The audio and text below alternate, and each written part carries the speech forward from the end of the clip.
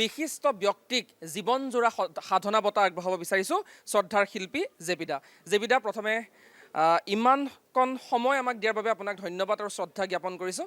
আমাৰ বাবে এটা ভাল খবৰ, আমি আজি 6টা বছৰ অতিক্ৰম কৰি 7মটো বৰ্ষত ভৰি দিলোঁ আৰু সমান্তৰালভাৱে বৰ্ষপূৰ্তিৰ প্ৰতি লক্ষ্য ৰাখি আপোনাক জীৱনজোৰা সাধনা বঁটা এই মধুময় ক্ষণত অকণমান আশীৰ্বাদ আপোনাৰ পৰা বিচাৰিছোঁ। প্ৰথম মধুময় সময় হ'ল মই ৰেড কাপোৰটোৰ ওপৰত থিয় হৈ আছোঁ, সেইটো ডাঙৰ সেই কথা মোৰ কাৰণে। দ্বিতীয় কথা হ'ল তোমালোকৰ 6 বছৰ হ'ল, সেইটো কাৰণে মই শুভেচ্ছা জনাইছোঁ। আৰু তৃতীয় কথা হ'ল বঁটাটো পোৱাৰ কাৰণে বয়সৰ যিটো আশা থাকে, বয়স গ'লে আশা এটা থাকে আৰু কিমান বছৰ জীয়াই থাকিম, এই বঁটাটো মোক দিয়াৰ কাৰণে মই আশাৰে আৰু জীয়াই থাকিবলৈ ইচ্ছা গৈছে। তাৰ কাৰণে ধন্যবাদ, তোমালোকৰ চেনেলক ধন্যবাদ। আৰু ক'বলৈ বিশেষ নাই, মই যেতিয়া বঁটাটো ল'ম বা যেতিয়া গান দুটামান গাম বুলি ভাবিছোঁ তেতিয়া আৰু কথা পাতিম। ভাল লাগিছে এইটো, আৰু বঁটাই উদ্যম যোগায় সদায় এটা বঁটাই এনেকুৱা, আৰু কি ক'ম এইটো মই বুজাই ক'ব নোৱাৰোঁ, এনেকুৱা ভাল লাগিছে। আজি অনুষ্ঠানটোৰ কেনেকুৱা কি ক'ব? অনুষ্ঠানটো যিহেতু আজি 7টা বছৰত ভৰি দিছে অসম লাইভে, কি ক'ব বিচাৰিব? ভাল লাগিছে, 7টা বছৰ, 6ষ্ঠ বছৰ মানে কমপ্লিট হ'ল, 7ম বছৰত ভৰি দিছে। আৰু ইমান দিন মইতো চাওঁৱেই বাৰু, খুব পপুলাৰ এইটো চেনেল এতিয়া আজিকালি, চবেই কয় এইটো আৰু বিভিন্নজনে কয় অমুকত চালোঁ, অমুকত কিবা নিউজ এটাৰ কথা ক'লে বোলে ক'ত দিছিলে, এইটো অসম লাইভত চাইছিলোঁ, অসম লাইভত এনেকুৱা। সেইকাৰণে চেনেলটো খুব পপুলাৰ হৈছে, খুব বিখ্যাত মানে এতিয়া মানে, আৰু সেইটো আৰু ওপৰলৈ যাওক তাকে কামনা কৰিছোঁ মই। খুবেই গৌৰৱ অনুভৱ কৰিছোঁ।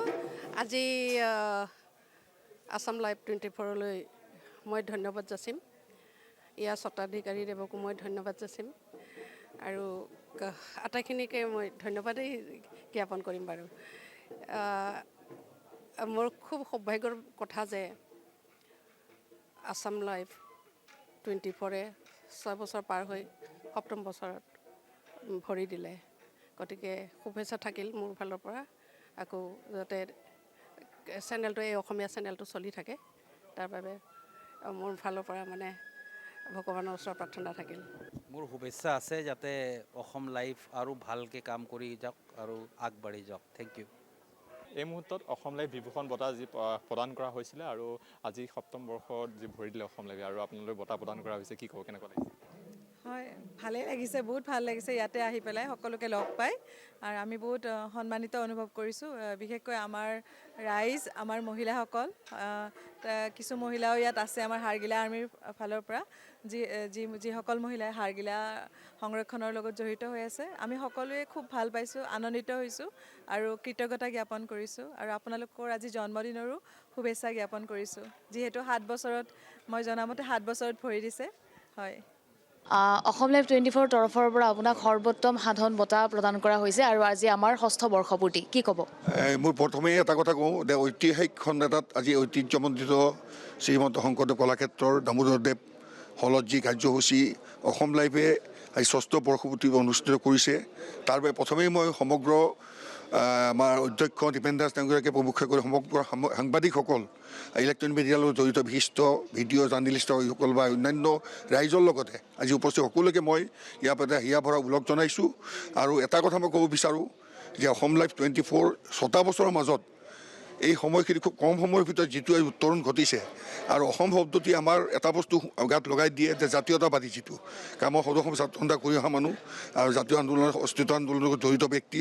গতিকে মই এটা বস্তুৱে জানো যে আজি যিটো কাৰ্যসূচী ইয়াত লোৱা হৈছে, যে অসম লাইভ যিটো নাম লাগি আছে, এইটোৱে সমগ্ৰ অসমৰ জাতি জনগোষ্ঠী ৰাইজক একত্ৰিত কৰাৰ যিটো প্ৰয়াস লৈছে, তাৰ বাবে মই আমাৰ তৰফৰ পৰা আন্তৰিক অভিনন্দন ওলগ জনাইছোঁ। আৰু যিসকল বঁটা প্ৰাপক আজি ইয়ালৈ আহিছে তেওঁলোকৰ শুভেচ্ছা আৰু অভিনন্দন জ্ঞাপন কৰিছোঁ।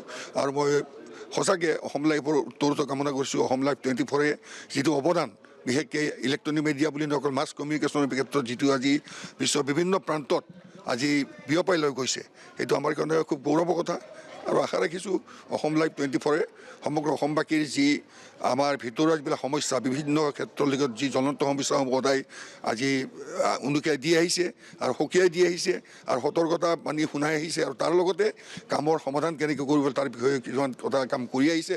আৰু মই আশা ৰাখিছোঁ সমগ্ৰ অসমবাসী ৰাইজৰ পাহাৰ ভৈয়াম আৰু বৰাক ব্ৰহ্মপুত্ৰ যি সমন্বয় এইটো ক্ষেত্ৰত যিখিনি কাম কৰি আছে এইটো সমগ্ৰ বিশ্বত যাতে বিয়পাই লৈ যাওক। আগন্তুক দিনত অসম লাইভ 24 সমগ্ৰ ভাৰতবৰ্ষলৈ আন্তঃৰাষ্ট্ৰীয় ক্ষেত্ৰত সুনাম অৰ্জন কৰি আহিবলৈ সক্ষম। আৰু বৰ্ষপূৰ্তি অনুষ্ঠানত আজি পুনৰ মই আজি জন্মদিনৰ উপজা দিনৰ শুভেচ্ছা জ্ঞাপন কৰিছোঁ। আৰু সকলো সাংবাদিক বন্ধু বান্ধৱীসকলক মই আমাৰ তৰফৰ পৰা কনিষ্ঠসকলক আশীৰ্বাদ প্ৰদান কৰিছোঁ। আজিকালি জ্যেষ্ঠ তেওঁলোকে মই অশ্ৰদ্ধ প্ৰণাম জনাই মই পুনৰ সকলোকে অভিনন্দন জ্ঞাপন কৰিছোঁ। ভিক্টৰ ৰাজকুমাৰ, প্ৰথমে অভিনন্দন জ্ঞাপন কৰিছোঁ অসম লাইভ 24ৰ ষষ্ঠ বৰ্ষপূৰ্তিত আপোনাৰ সৰ্বোত্তম সাধন বঁটা আমাৰ পৰা আগবঢ়োৱা হৈছে। গতিকে কি ক'ব বিচাৰিব, অনুভৱ কেনেকুৱা? প্ৰথমতে ধন্যবাদ। অসম লাইভৰ ষষ্ঠ বৰ্ষপূৰ্তিলৈ মোৰ অভিনন্দন আৰু শুভকামনা জনাইছোঁ। আৰু এই যে বঁটাৰ কথা ক'লে, আচলতে মোৰ কাৰণে বিৰাট ছাৰপ্ৰাইজ, মানে বৰ মোৰ আশ্চৰ্যকৰ কথা যে আমি কাম কৰা মানুহ, পথিক নামৰ অনুষ্ঠানৰ থ্ৰুৱেদি আমি কাম কৰি আহিছোঁ। আৰু কাম কৰোঁতে কি পাম, কি নাই, কি আছে কি নাই সেইটো ধাৰণা কৰা নহয়, ভবা নহয়।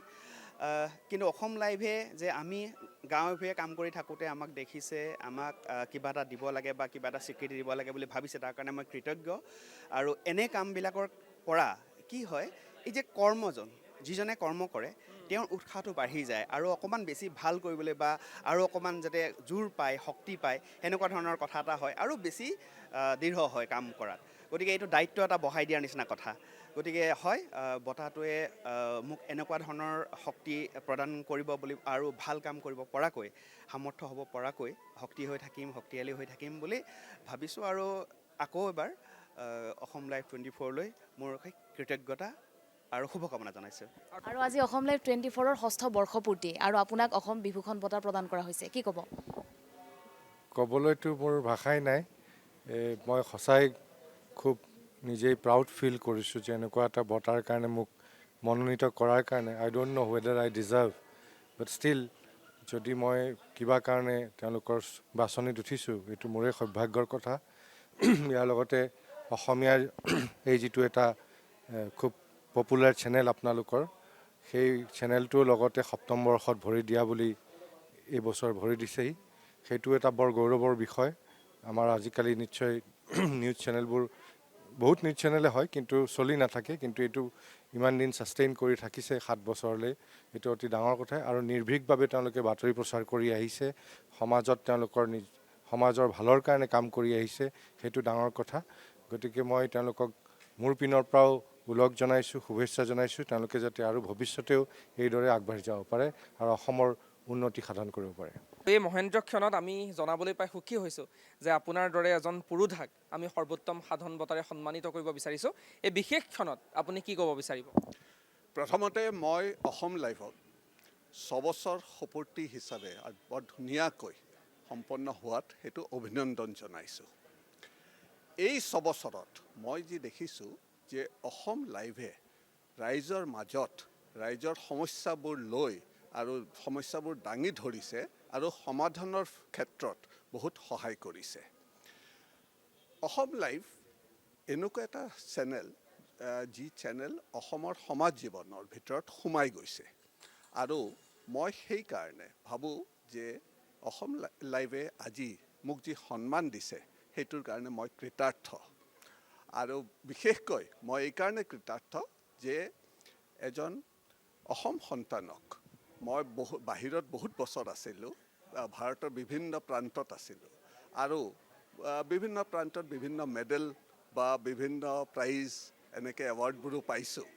কিন্তু নিজৰ ভূমিত, নিজৰ মাতৃভূমিত আহি এই সন্মানটো যে পাইছোঁ, সেইকাৰণে সেইটোত মই অতি সুখী আৰু মই ভাবোঁ যে এইটো মোৰ কাৰণে খুব ডাঙৰ এটা সন্মান হৈছে। অৰণ্য মানৱ যাদৱ পায়েঙৰ কন্যা পৰিৱেশ কৰ্মী মুনমুনি পায়েং, তেওঁক আমি আদৰণি জনাইছোঁ। নমস্কাৰ। আৰু আপোনাক অসম লাইভ 24ৰ তৰফৰ পৰা সপ্তম বৰ্ষপূৰ্তি অৰ্থাৎ ষষ্ঠ বৰ্ষপূৰ্তি উপলক্ষে সৰ্বোত্তম সাধক বঁটা প্ৰদান কৰা হৈছে, কি ক'ব? মই প্ৰথমতে আপোনালোকৰ অসম লাইভ 24ৰ অধ্যক্ষক শ্ৰী নিপেন দাস ডাঙৰীয়াদেৱ আৰু তেওঁলোকৰ লগত জড়িত সকলো কৰ্মকৰ্তালৈ ধন্যবাদ জনাইছোঁ। আৰু মোক এই বঁটা আচলতে মই কাম কৰিবলৈ মোক উৎসাহ দিছে। আপোনালোকৰ এই সংবাদ মাধ্যম যাতে এনেকৈ ভাল ভাল ৰাইজৰ হকে সংবাদ মাধ্যমৰ কাম কৰি যাওক।